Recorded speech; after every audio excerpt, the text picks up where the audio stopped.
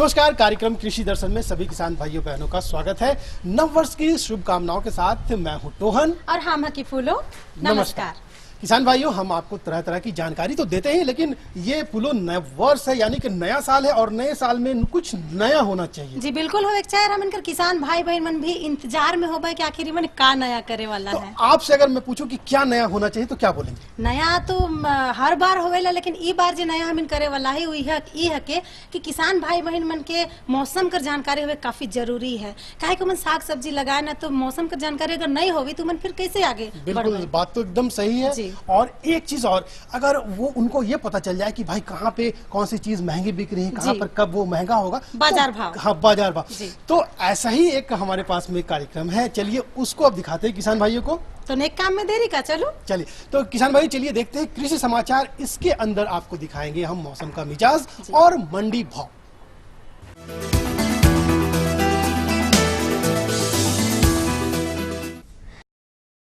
नमस्कार, कृषि समाचार में आपका स्वागत है। मैं हूं विकास नाहटा। आइए सबसे पहले नजर डालते हैं खास खबर पर।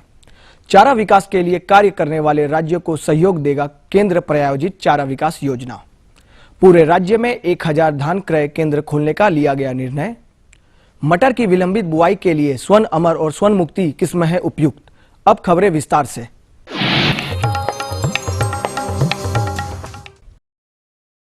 राज्य में पशुपालन के विकास के लिए पशुपालन डेयरी तथा मत्स्य पालन विभाग के द्वारा केंद्र प्रायोजित चारा विकास कार्यक्रम चलाया जा रहा है, जिसके तहत चारा विकास के लिए काम करने वाले राज्यों को सहयोग प्रदान कर किसानों को लाभ पहुंचाया जाएगा। हमारे पशु स्वस्थ रहें तथा पशुपालन का विकास हो सके, इसके लिए पशुओं के लिए पौष्टिक आहार सुनिश्चित करना आवश्यक है। इसी आवश्यकता को ध्यान में रखते हुए केंद्र सरकार ने चारा विकास कार्यक्रम चलाया है। इस योजना के तहत चारा विकास के लिए काम कर रहे राज्यों को सहयोग दिया जाएगा। पशुपालन, डेयरी तथा मत्स्य पालन विभाग झारखंड द्वारा इस कार्यक्रम के तहत किसानों को लाभ पहुंचाया जा रहा है।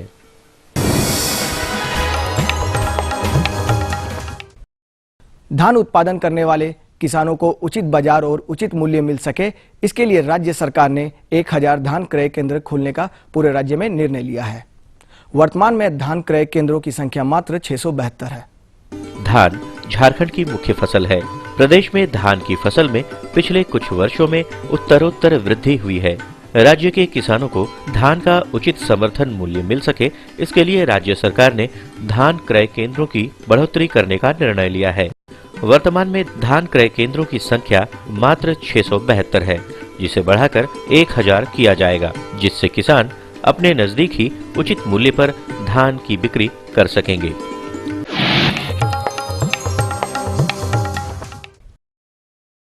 जो किसान भाई मटर की फसल लगाना चाह रहे हैं या जो किसान समय पर मटर की बुआई करने से चूक गए हों, उनके लिए मटर की उन्नत किस्म है स्वर्ण अमर और स्वर्ण मुक्ति। ये किस्में विलंबित बुआई योग्य होने के साथ साथ रोग रोधी भी है। वैसे तो मटर की बुआई करने का सही समय गुजर चुका है, फिर भी यदि कोई किसान मटर की फसल लगाना चाहते हैं तो उनके लिए मटर की स्वर्ण अमर और स्वर्ण मुक्ति किस्में अधिक उपयुक्त साबित होंगी। ये किस्में समय से और विलंब से भी बोई जाती हैं और इन किस्मों की सबसे बड़ी खासियत यह है कि ये पाउडरी मिल्ड्यू रोग रोधी किस्में हैं। इसे लगाकर किसान लाभान्वित हो सकते हैं। हम लोग 2-3 उन्नत प्रजाति का उन्नत किस्म का विकास किए हैं।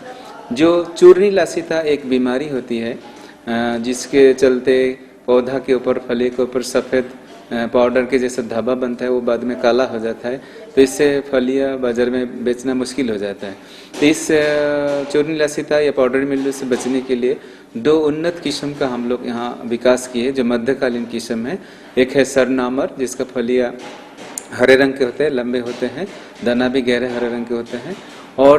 और दूसरी किस्म है स्वर्ण मुक्ति।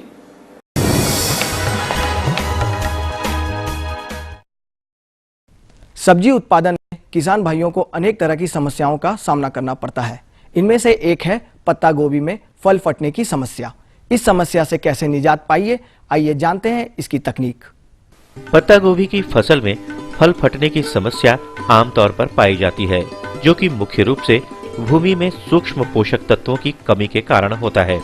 पत्ता गोभी में फल फटने की समस्या न आए, इसके लिए बुआई से पूर्व खेत को चूना और बोरन द्वारा उपचारित कर लेना चाहिए। इस प्रकार भूमि को उपचारित कर बुआई करने से पत्ता गोभी की स्वस्थ और गुणवत्तापूर्ण फसल प्राप्त हो सकती है। किसान भाई को पात गोभी में जो है फल जो है वो फटने की शिकायत होता है। उसके लिए उन्नत तकनीक है कि अगर वो चूना और बोरान का प्रयोग करते हैं सॉइल एप्लीकेशन में, भूमि के में उपचारित करें तो जो है फटने वाली समस्या का निदान आप कर सकते हैं।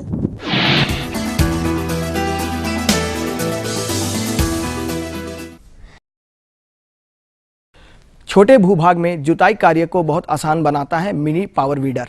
कम समय पे अच्छी जुताई करने में सक्षम इस उपकरण को मिनी ट्रैक्टर के नाम से भी जाना जाता है। मिनी पावर वीडर छोटे भूभागों में जुताई के लिए बहुत ही उत्तम उपकरण है। इस उपकरण में 2 चक्के और एक हैंडल लगा होता है और यह मोटर द्वारा चालित होता है। मिनी पावर वीडर जुताई कार्य को आसान तो बनाता ही है, साथ ही समय और श्रम दोनों की बचत करता है। इस उपकरण को मिनी ट्रैक्टर भी कहा जाता है।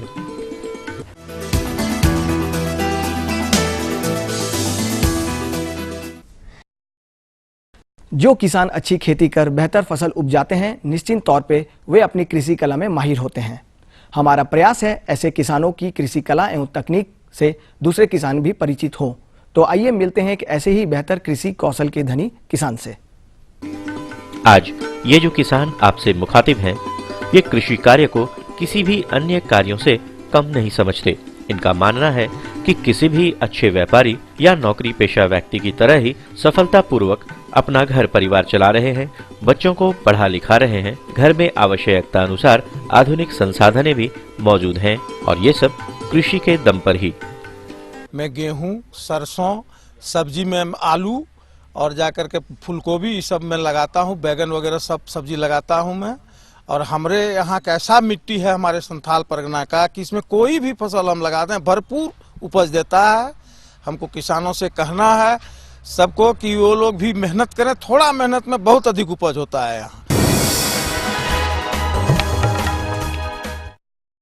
और अब मंडी भाव में आइए नजर डालते हैं अनाजों के भाव पर। खाद्यान्नों के मामले में पिछले कुछ समय से बाजार की स्थिति कमोबेश सामान्य बनी हुई है। इनमें कोई विशेष उतार चढ़ाव देखने को नहीं मिला है।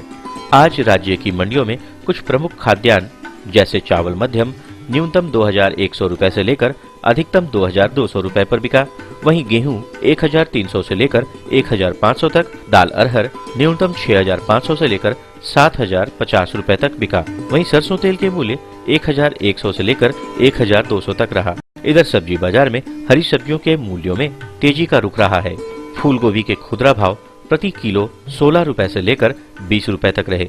मटर के भाव भी प्रति किलो 18 रुपए से लेकर 20 रुपए तक दर्ज किए गए। वहीं आलू 12 रुपए प्रति किलो और प्याज 15 रुपए प्रति किलो बिका। और अब एक नजर राज्य के 4 प्रमुख शहरों के मौसम के मिजाज पर। रांची न्यूनतम 7 डिग्री सेल्सियस, अधिकतम 12 डिग्री सेल्सियस। जमशेदपुर न्यूनतम 9 डिग्री सेल्सियस, अधिकतम 14 डिग्री सेल्सियस। धनबाद न्यूनतम 8.5 डिग्री सेल्सियस, अधिकतम 13 डिग्री सेल्सियस। और हजारीबाग का तापमान न्यूनतम 7.5 डिग्री सेल्सियस, अधिकतम 12 डिग्री सेल्सियस रहा। कृषि समाचार में आज इतना ही। अगले दिन अगले अंक में फिर मुलाकात होगी कुछ ताजा तरीन खबरों के साथ। तब तक के लिए दीजिए इजाजत। नमस्कार।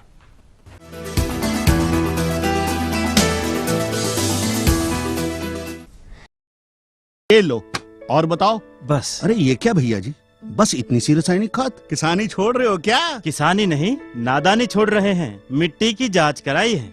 अब तो लालाजी जितनी जरूरत है उतने ही उर्वरक खेत में डालेंगे। हाँ, किसान भाई आज ही अपने जिले की नजदीकी भूमि परीक्षण प्रयोगशाला में मिट्टी की जांच जरूर करवाएं और मिट्टी में पोषक तत्व, नमी व पौधे के विकास को देखते हुए केवल जरूरत के अनुसार ही पोषक तत्व डालें। और हाँ, मिट्टी में गंधक, जस्ता, बोरोन जैसे सूक्ष्म पोषक तत्वों का पता लगाना भी न भूलें। उर्वरक और जैविक खाद के सही उपयोग से भूमि का उपजाऊपन बनाए रखें, उत्पादकता बढ़ाएं, खर्चा घटाएं और बहुमूल्य विदेशी मुद्रा बचाने में भी सहयोग दें। और हाँ, धीमी गति से नाइट्रोजन उपलब्ध कराने वाले उर्वरकों जैसे नीम लेपित यूरिया को प्राथमिकता दें और यूरिया का पत्तों पर छिड़काव करें। अरे वाह, तू तो सचमुच समझदार हो गया रे। अधिक जानकारी के लिए संपर्क करें जिला कृषि अधिकारी या किसान कॉल सेंटर। अम्मा खाना दे दो ना। सबर कर गोलू, अभी दाल नहीं गली है। तू फिक्र ना कर गोलू की अम्मा, अब की बार अपनी दाल खूब गलेगी। क्या मतलब जी? अब की बार NFSM के तहत दाल की पैदावार को बढ़ाने के तरीकों को दिखाने के लिए देश में 1000 क्षेत्र चुने गए हैं, जिसमें हमारा इलाका भी आ गया है। पर इससे हमें क्या फायदा? हमें 5 एकड़ खेती के लिए खाद और कीटनाशक के अलावा बढ़िया बीजों की एक मिनी किट भी मिलेगी। इतनी दाल का करेंगे क्या जी? अरे भगवान, सरकार ने दलहन का समर्थन मूल्य भी खूब बढ़ा दिया है और इनकी खरीद का भी पूरा इंतजाम कर लिया है। इससे आमदनी बढ़ेगी और फिर हमारा गोलू अच्छे स्कूल में जाकर के कृषि वैज्ञानिक बनेगा। हाँ,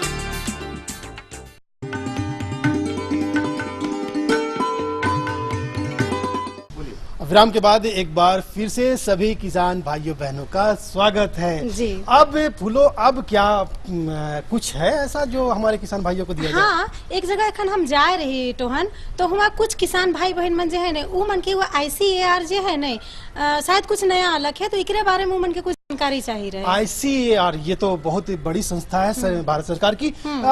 इसमें कहते हैं कि कृषि वानिकी शोध संस्थान, अच्छा। और ये हमारे प्लांडू में ही है, और वहां से जो है तो बहुत सारी जानकारी किसान भाइयों को दी जाती है, कृषि का के संबंधित, पशु से संबंधित जितनी भी तरह की जानकारी है, अच्छा। वहां से तो मिल जाती है। तो इसके बारे में भी जानकारी चाहिए क्या? हाँ, एकरे बारे में तो जानकारी चाहिए। किसान भाई बहन काफी उत्साहित है कि आखिर ये है का।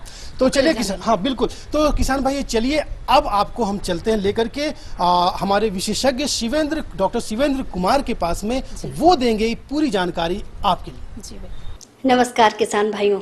कृषि के क्षेत्र में नए नए किस्मों के उत्पादन होते हैं। इन उत्पादन के बारे में यदि आपको सही ढंग से नहीं पता होगा तो कृषि का मायना ही बेकार हो जाएगा। आज हम ICAR प्लांडू में उपस्थित हैं और यहाँ के मुख्य और प्रधान वैज्ञानिक डॉक्टर S कुमार जी हमारे साथ हैं, जो इन बातों पर जानकारी देंगे। डॉक्टर साहब, बहुत बहुत स्वागत है आपका। नमस्कार। नमस्कार डॉक्टर साहब, सबसे पहली जानकारी हमारे किसान भाइयों को दीजिए कि नई नई सुविधाएं हमारे किसान भाइयों को उपलब्ध कराई जाती है। ICAR के तरफ से किसान भाइयों को कौन कौन से मुख्य सुविधाएं उपलब्ध कराई जाती है? हाँ, ये भारतीय कृषि अनुसंधान परिषद की जो रांची में प्लांडू में जो हमारी संस्था है, वो विगत 32 वर्षों से कार्य कर रही है। और आप जानते हैं कि जितने भी पहाड़ी और पठारी क्षेत्र हैं, उनकी प्राकृतिक संपदा दूसरे क्षेत्र से भिन्न है, और जब हम प्राकृतिक संपदाओं का वैज्ञानिक रूप से उत्पादन में प्रयोग करते हैं, तभी लाभकारी कृषि बन पाती है। उनमें कई बिंदु पे ध्यान देते हैं, आपके पास में उपयुक्त किस्म है या नहीं, उनके उत्पादन की तकनीक, जैसे कि उसमें पानी लगाने की तकनीक, खाद देने की तकनीक, कैसे उसमें खरपतवार का नियंत्रण करें, कैसे कीट का नियंत्रण करें, ये सारी तकनीक के हिस्सों में आता है। इस पे विगत 32 वर्षों से केंद्र कार्य कर रहा है। हम लोगों ने यहाँ पे विशेष रूप से ध्यान दिया कि जो बहुवर्षीय हमारे फलदार पौधे हैं, उन पे आधारित कृषि प्रणाली बनाई जाए, जिसे समेकित कृषि प्रणाली के ऊपर में हम लोग बात करते हैं। एक ही ज़मीन से कई तरह के फसल हमें लेने की आवश्यकता होती है, क्योंकि मुख्य रूप से ये क्षेत्र वर्षा आश्रित है। वर्षा आश्रित क्षेत्र की जो सबसे मजबूत मतलब उसमें जो पहलू है वो ये है कि यहाँ कई तरह के फसल लिए जा सकते हैं। उन सबों को ध्यान में रख के हमारे वैज्ञानिकों ने करीब 14 अलग अलग सब्जी के फसलों पे काम करना शुरू किया और देखा कि जो सबसे बड़ा बाज़ार का अवसर किसानों के पास में है, वो है खरीफ में, बरसात के दिनों में सब्जियों का उत्पादन। तो उनके लिए यहाँ पर उपयुक्त किस्म बनाई गई, क्योंकि जब आप बरसात के दिनों में खेती करती हैं तो कई तरह के उसमें बीमारी का एक प्रकोप होता है। उदाहरण के तौर पे मैं बताऊं कि अगर आप टमाटर और बैगन की खेती करना चाह रहे हैं और अगर आपके पास में उपयुक्त किस्म नहीं है और आप खरीफ में कर रहे हैं, तो इस केंद्र के वैज्ञानिकों ने वैसे किस्मों का विकास किया जिसमें कि मुरझा रोग नहीं लगते हैं। जब आपके खेत में मुरझा रोग नहीं लग रहे हों तो आपकी खेती लाभकारी हो जाएगी। और अगर उसमें मुरझा रोग लग रहे हैं तो बरसाती खेती जो टमाटर और बैगन की है वो अलाभकारी होगी, नुकसान हो जाएगा। तो इस केंद्र पे नई किस्में बनाई गई। इसी तरह से जब आप मटर की खेती करती हैं तो उसमें आपको पत्तों के ऊपर में सफ़ेद पाउडर नुमा जो बीमारी आती है जिसे पाउडर मिल्ड्यू कहते हैं, उसके कारण मटर में या खीरे में या लौकी में जब वो बीमारी आती है तो पत्तियां पहले ही पीले पड़ने लगती हैं। आपको ऐसी किस्म की ज़रूरत है जिसमें बीमारी ना लगे, और वैसे किस्मों को हमारे वैज्ञानिकों ने दिया है। बिल्कुल डॉक्टर साहब, जैसे कि आपने जानकारी दी कि नई किस्मों का ईजाद किया जाता है, यहाँ पर ये नई किस्म बनाए जाते हैं तो हर एक किसान तक ये पहुँच पाए, इसके लिए ICAR प्लांडू क्या क्या करता है? हाँ, सबसे पहले तो हमें बताते हैं कि हम जो 14 सब्जियां जो यहाँ पर व्यावसायिक रूप से उगाए जा रहे हैं उनकी नई किस्मों का विकास किए हैं। फिर इसके बाद आप देखें हर जिले में कृषि विज्ञान केंद्र की स्थापना की गई है। हमारे वैज्ञानिक उन कृषि विज्ञान केंद्रों के साथ में जुड़े हुए हैं, उनके प्रोग्राम में, और हमारे बीज कृषि विज्ञान केंद्र के माध्यम से अलग अलग जिले में जा रहे हैं। साथ ही साथ जैसे मैं बताया कि यहाँ पर जब हम 32 वर्षों से कार्य कर रहे हैं और हम बीज उत्पादन में स्वतः लगे हैं, किसानों को भी बीज उत्पादन में लाए हैं, और पौधे हमारे यहाँ से जो फलदार पौधे हैं उनकी नर्सरी बनाई है, उसमें लोग लेने आते हैं। तो लगभग 35 से 40 हज़ार किसान यहाँ पे हर वर्ष आ रहे हैं। उनसे हमारा सीधा जो है सो एक प्रक्षेत्र भ्रमण के माध्यम से या बातचीत के माध्यम से हमारी उनसे जान पहचान बढ़ती है। एक तो हमारा बड़ा सशक्त माध्यम है। दूसरा है जैसे दूरदर्शन है, आपके माध्यम से मैं किसानों तक पहुंचता हूं। हमारे वैज्ञानिक दूरदर्शन के माध्यम से कई कार्यक्रम देते हैं, रेडियो स्टेशन के माध्यम से, अखबार के माध्यम से। लेकिन जैसे किसान मेला है उसके माध्यम से लोगों को जानकारी दी जाती है। कई दूसरी एजेंसी भी किसान मेला लगाती हैं, जैसे रामकृष्ण मिशन है, उनके किसान मेले में हमारा एक स्टॉल होता है। राज्य सरकार बागवानी के ऊपर में पिछले साल जो मेला लगाई, हर वर्ष लगाते हैं। वैसा कृषि विश्वविद्यालय है, मेला लगाते, वहाँ भी हम लोग जा कर के, क्योंकि वहाँ जो किसान आते हैं उनके पास हमारी बात पहुँचे, वहाँ पे बताया जाता है।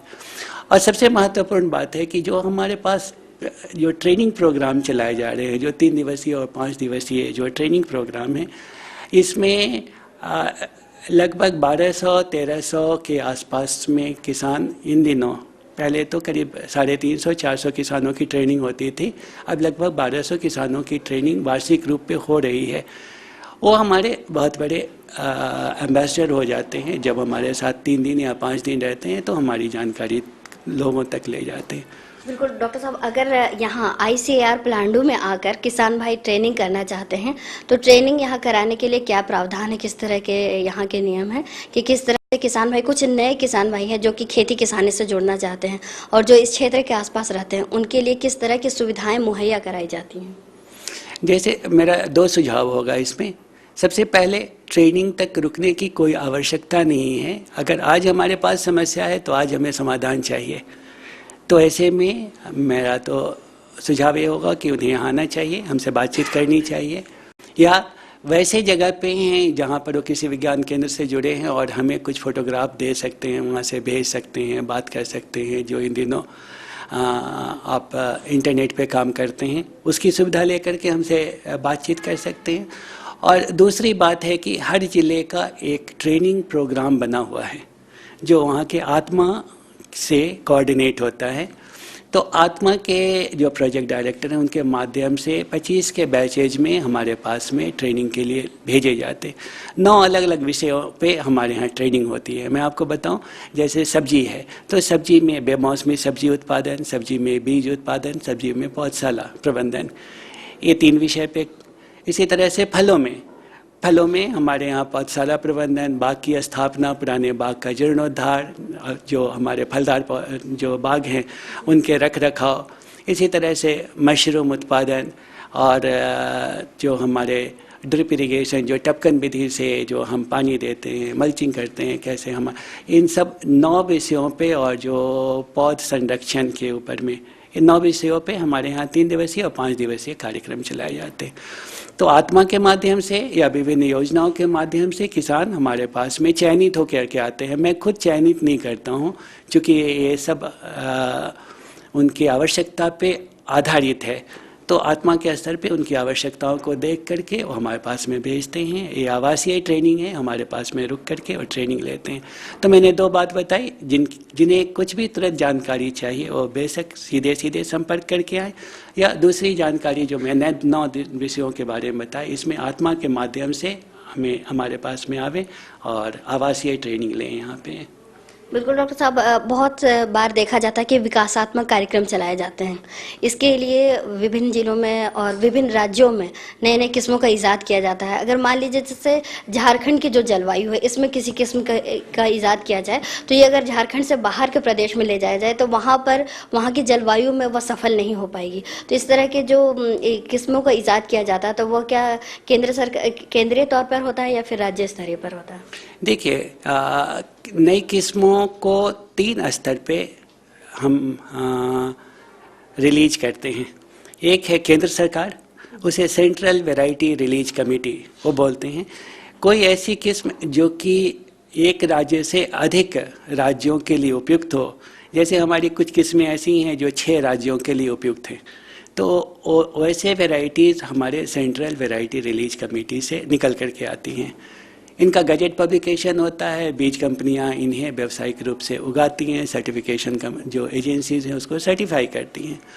दूसरे स्तर पे वो होते हैं जिनका केवल एक राज्य के अंदर में ही महत्व है, तो वैसे variety state variety release committee हैं, उसके माध्यम से निकलते हैं। और कुछ ऐसी भी वैरायटी हैं जो हमें ऐसा लगता है कि नहीं, हम उतने दिनों तक रिलीज के लिए ना इंतज़ार करें, चीज़ मतलब किस्म बड़ी अच्छी है, तो हम इंस्टीट्यूट के स्तर पे भी हम रिलीज करने का प्रस्ताव देते हैं, और फिर वहाँ से भी हमारे रिलीज हो गए तो हम किसानों के पास में उन बीजों को विक्रय कर सकते हैं, दे सकते हैं अपने केंद्र से। केंद्र सरकार विकास की बहुत सारी योजनाएं बनाती हैं, तो डॉक्टर साहब हम जानना चाहेंगे कि इन योजनाओं को केंद्र सरकार जब बनाती है तो राज्य सरकार सीधे लागू करती है या फिर उसको खोजती भी है? हाँ, जैसे विकास का जो हमारा क्षेत्र है, कृषि का जो हमारा क्षेत्र है, एक केंद्र सरकार के भी दायरे में आता है और राज्य सरकार के भी दायरे में आता है। तो केंद्र सरकार कुछ राष्ट्रीय स्तर पर कार्यक्रम बनाती हैं। जैसे अगर हम बताएं तो जो मनरेगा की योजना है वो केंद्र सरकार की है, राष्ट्रीय बागवानी योजना है वो केंद्र सरकार की है। अगर आप देखें कि जो नाबार्ड इम्प्लीमेंट करती है वारी की योजना, ये सब केंद्र सरकार की योजना है। वो भी अपनी तरफ से विकास को गति देने के लिए वो योजनाओं को यहाँ पे लाते हैं, और राज्य भी अपने स्तर से योजनाएं बनाती हैं। जैसे यहाँ देखें, एक है मुख्यमंत्री खुशहाली योजना, ये राज्य सरकार की योजना है। जब यहाँ पर हम अपने प्रोग्राम को लागू करते हैं तो चाहे वो राज्य सरकार की योजना हो या केंद्र सरकार की योजना हो, जो तकनीकी समन्वयन है वो उसके लिए हम सबके सब जिम्मेदार हैं कि वो तकनीकी समन्वयन उसमें सही ढंग से होना चाहिए। और इसके लिए हमारे प्रयास भी चल रहे हैं। जैसे कभी कभी ऐसा होता है कि जो केंद्र सरकार की योजनाएं हैं वो किसी राज्य के सफलता के ऊपर में आधारित होती हैं, लेकिन वो राज्य जहाँ पर की वो योजना सफल हुई है वो हमसे भिन्न भी हो सकता है। वैसे ही योजना में एक आवश्यकता होती है कि जब राज्य में वो योजना लागू की जाए तो उसको कस्टमाइजेशन, मतलब हम यहाँ के अनुरूप उसको ढालें और फिर लेकर के चलें। हम लोगों का इस तरह का प्रयास रहा है कि जो भी केंद्र सरकार से प्रायोजित योजनाएं हैं, जब वो खेत में जा रही हैं तो उनका मूल्यांकन करते हैं और देखते हैं, किसानों के साथ में बातचीत करते हैं, क्या वो जो योजनाएं लागू की जा रही हैं वो उनके लिए वो सारे उतने लाभकारी हो पा रही हैं जैसे केंद्र सरकार की सोच है, या उसमें कोई तब्दीली करने की ज़रूरत है। पिछले 7 वर्षों में कुछ नाबार्ड ने योजनाएं अपनी लागू की हैं जो कि 1-1 एकड़ का मॉडल है, हमारे आदिवासी किसान लोगों के लिए है, जिसमें 70 फलदार पौधे लगाए जाते हैं। इसी तरह से राष्ट्रीय बागवानी मिशन है जहाँ पर कि अलग अलग फल के हिसाब से, जैसे आम में 40 पौधे प्रति एकड़ के हिसाब से लगाए जाते हैं। ये सारी योजनाएं हैं, लेकिन जब वो योजनाएं कार्यान्वित होती है तो किसानों के पास में हमारी जब बातचीत होती है तो हम उसे देखते हैं कि जो योजना से जो लाभ आना है उस तरह के लाभ किसानों के पास पहुंच रहे हैं, और अगर नहीं पहुंच रहे हैं तो उसके ऊपर क्या तकनीकी खोज की कमी रह गई है ताकि हम उसमें अपने तकनीकी खोज से और भी मजबूत बना सकें। तो ये दोनों राज्य सरकार की योजनाएं और केंद्र सरकार की योजनाएं यहाँ पे चल रही हैं और समन्वित रूप से चल भी रही हैं। और चूंकि जब कभी किसी प्रोग्राम को आप आगे बढ़ाते हैं तो हर स्टेज पे उसमें सुधार की आवश्यकता होती है। तो हम समझते हैं कि सतत दोनों साइड से उसमें तकनीकी सुधार योजनाओं में जो अपना वो दोनों सतत चल रहा है, और उससे हमारे जो बागवानी के कार्यक्रम हैं वो या दूसरे जो है, चाहे वो वाटरशेड के कार्यक्रम हो या हमारे मनरेगा के कार्यक्रम हो, इन सबों में धीरे धीरे तकनीकी रूप से भी और उनके जो योजना के रूप से भी वो मजबूत होती जा रही हैं और आगे बढ़ रही हैं। डॉक्टर साहब, आपने इतनी अच्छी जानकारी दी। ICAR के प्रधान वैज्ञानिक होने के नाते अब हमारे किसान भाइयों को कुछ विशेष जानकारियां देना चाहेंगे इस केंद्र के बारे में, या फिर कुछ अन्य जानकारी जो कि कृषि क्षेत्र से जुड़ी है? नहीं, मैं तो यही समझता हूँ कि धीरे धीरे खेती जब व्यावसायिक रूप में की जा रही है तो एक पूर्ण रूप से तकनीक पे आधारित ही है। ये पूंजी, तकनीक और उद्यम, ये तीनों का एक बढ़िया ब्लेंड है। जहाँ कहीं भी हम देखते हैं कि सफलता है तो वहाँ पे पूंजी है, तकनीक है और उद्यम है। मैं समझता हूँ हमारे किसान भाई जो कि व्यवसायिक क्षेत्र में कार्य कर रहे हैं वही उदाहरण हैं, और उन्हीं का संदेश दूसरे किसान तक भी पहुँचना चाहिए। क्योंकि इन दिनों जो नए अवसर निकल करके आए हैं कि आप अगर अच्छे उत्पादक हैं तो अच्छे मूल्य पे अपने सामान को बेच सकते हैं, लेकिन साथ साथ इसमें जो दूसरी बात है जो सबसे कटु सत्य है कि अगर आप किसी भी तरह से अच्छे उत्पादन में नहीं हैं तो आप खेती में टिक नहीं सकते। तो मेरा कहना है कि लोगों को व्यावसायिक सोच होनी चाहिए, वैज्ञानिक तकनीक का, और जो उनके आसपास जो अवसर हैं उन अवसरों को इस्तेमाल करते हुए आगे बढ़ें। क्योंकि भारत जैसे देश पूरे दुनिया में आने वाले, हम समझते हैं कि सैकड़ों वर्ष तक एक उत्पादक देश के तरह ही हमारा सम्मान है, हम बने रहेंगे।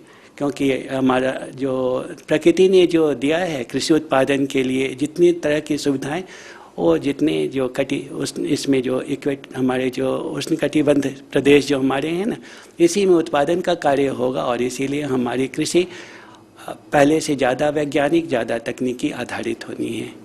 बिल्कुल डॉक्टर साहब, आपने इतने कम समय में हमारे किसान भाइयों को ICAR पलांडू के बारे में बहुत अच्छी और उन्नत जानकारी दी। उम्मीद करते हैं कि हमारे किसान भाई इससे लाभान्वित होंगे, और आपने अपना बहुत कीमती समय हमें दिया, इसके लिए आपको बहुत बहुत धन्यवाद। किसान भाइयों को भी जोहार, नमस्कार। तो किसान भाई बहन मन रावरे मन के तो काफी सारा जानकारी हो गया, जेकर लिए रावरे मन इतना उत्साहित रही, आप घर बैठले ही सारा जानकारी रावरे मन के मिल गया काटो हन। तो फूलो अब बकबक हम लोग को कम करना है, अब विदा लेना है, क्योंकि अगले कार्यक्रम की भी तो तैयारी करनी है। बहुत सारा ढेर सारा जानकारी भी हम किसान मन लेके आवे है। और किसान भाइयों को हमारा कार्यक्रम कैसा लगता है, उनकी कोई समस्या है तो वो हमें बताए ना। अरे समस्या तो हमेशा होती रहे लगे टोहन। तो चलिए पता बता दीजिए। जी बिल्कुल बता थी। तो रावरे मने कहीं जाओ नहीं, जल्दी से कॉपी कलम के उठाओ और हमें पता के लिख लो। हमें पता है कि कार्यक्रम कृषि दर्शन, कृषि प्रकोष्ठ द्वारा केंद्र निदेशक, दूरदर्शन केंद्र, रातू रोड, रांची, पिन संख्या 834001। तो यह तरी हम इनकर कार्यक्रम के देखते रहो किसान भाई बहन मने, और जे भी रावरे मन कर समस्या है से रावरे मने चिट्ठी कर द्वारा हम इनके लिख भेजो। कहे कि रावरे मन अपन समस्या लिखब तब नहीं हम रावरे मन तक कोई भी जानकारी के पहुंचाब। तो अब हम इनके विदा दो, फिर अगला कड़ी में हम ढेर सारा जानकारी कर साथ रावरे जगह फिर उपस्थित हुआ। तब तक के लिए हम इन दोनों के देव इजाजत, नमस्कार।